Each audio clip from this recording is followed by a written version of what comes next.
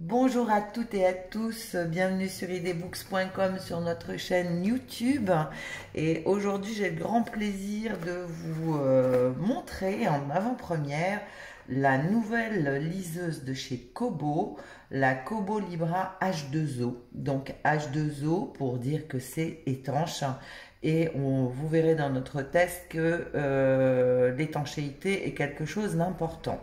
Donc la Kobo Libra H2O sortira en France le 17 septembre. Quand vous la recevrez, vous avez une jolie boîte comme ça. Et un peu comme d'habitude, hein, on commence à connaître, on a un câble qui permet de recharger et aussi de brancher à votre ordinateur la liseuse pour éventuellement glisser vos PDF ou vos fichiers livres EPUB à l'intérieur de la liseuse. Et puis vous avez ce bel objet donc qui est la Libra H2O.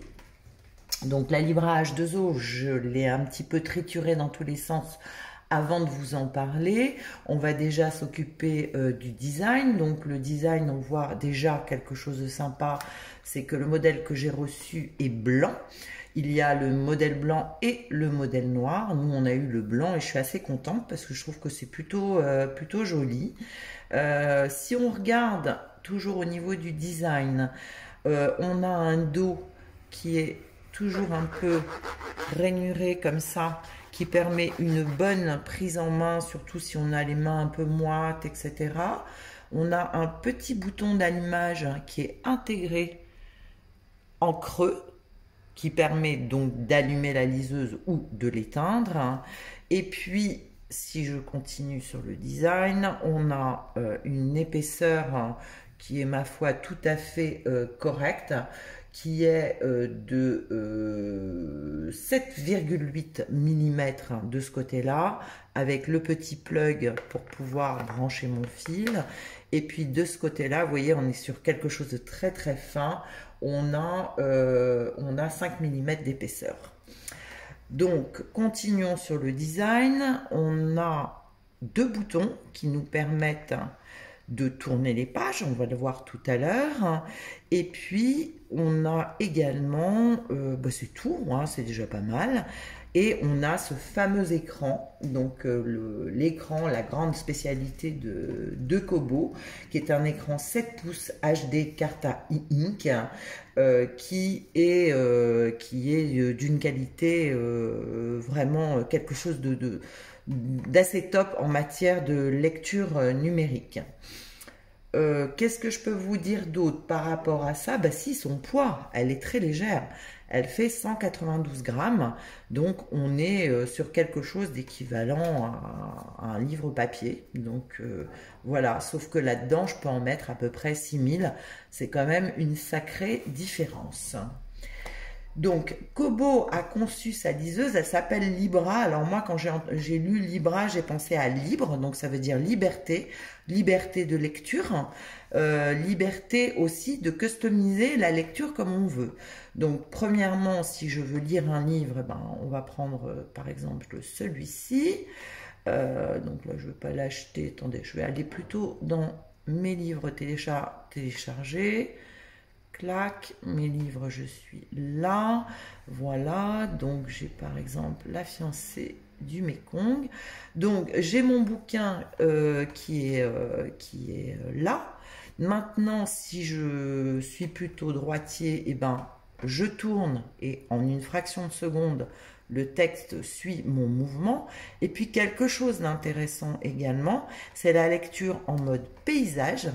Donc en mode paysage, je suis comme ça et donc je peux effectivement, là pour le coup, les boutons ont vraiment un intérêt, je trouve, pour changer de page. Donc j'appuie, clac, vous voyez, on a un temps de latence qui est vraiment minime et on est sur un objet donc qui est plutôt intéressant au niveau de la lecture numérique parce que déjà donc si je reste sur mon idée de Libra, je ne sais pas si c'est l'idée de Kobo derrière, mais libre ça veut dire que à gauche, voilà, à droite et en mode paysage, donc notamment en mode paysage pour lire des mangas, c'est plutôt pas mal, je trouve, parce que on a une visibilité sur l'écran qui est intéressante. Alors, sur la Kobo, on commence à connaître maintenant les différents principes de lumière, on va le voir tout à l'heure. Ce qui est intéressant, c'est que là, si vous le voyez, nous avons en bas de lecture, si je veux l'afficher, je ne suis pas obligée de l'afficher, j'ai premièrement, je suis à la page 24 sur 1014.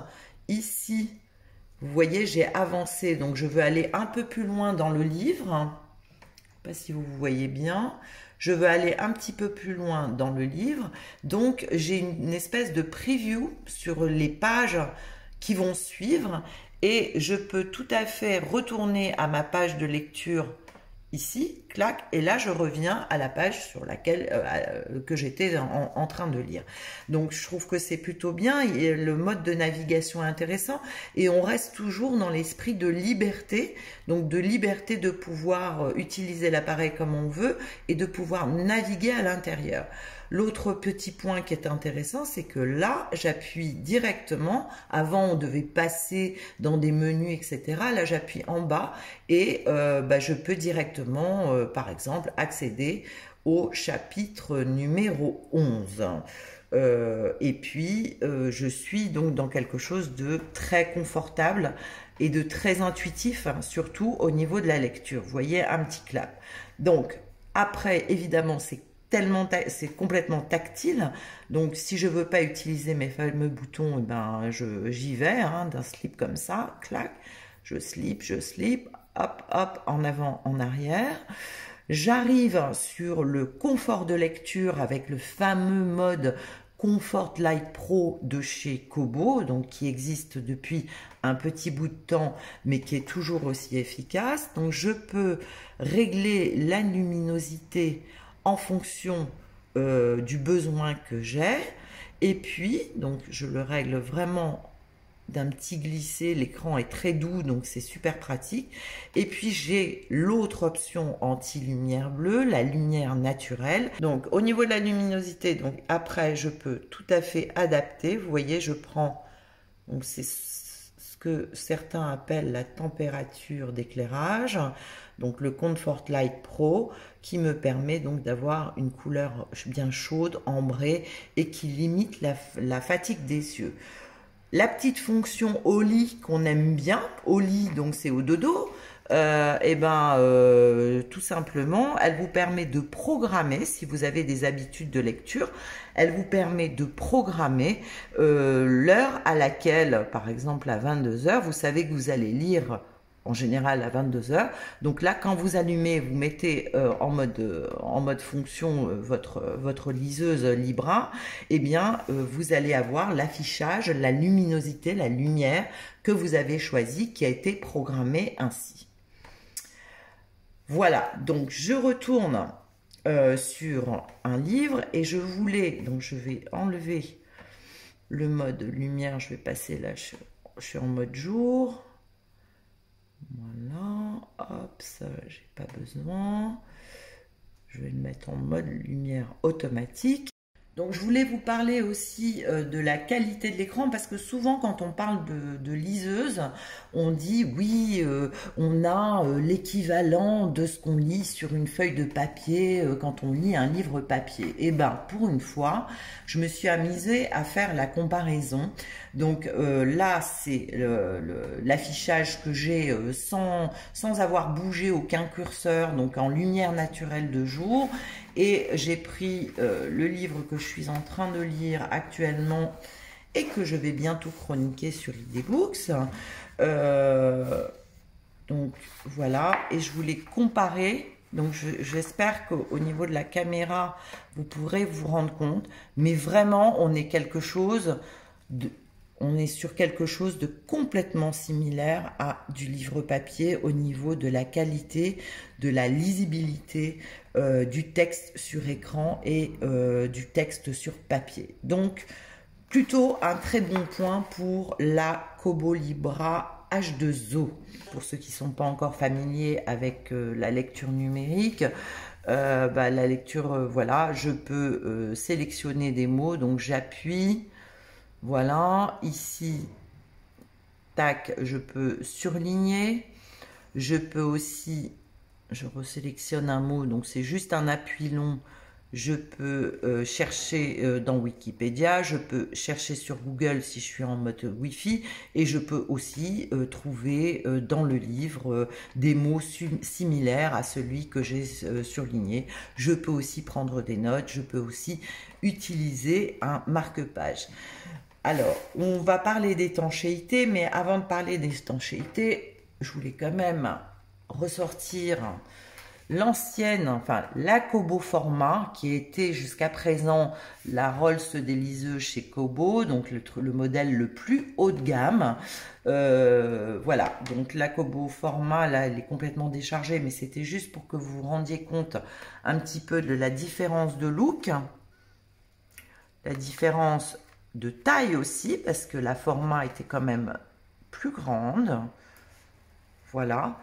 Et si je peux donner un avis, pour moi, la Libra H2O, elle est entre la Kobo Aura H2O et la Kobo Format. Donc, c'est pas une liseuse de moyenne gamme, c'est plutôt une liseuse haut de gamme.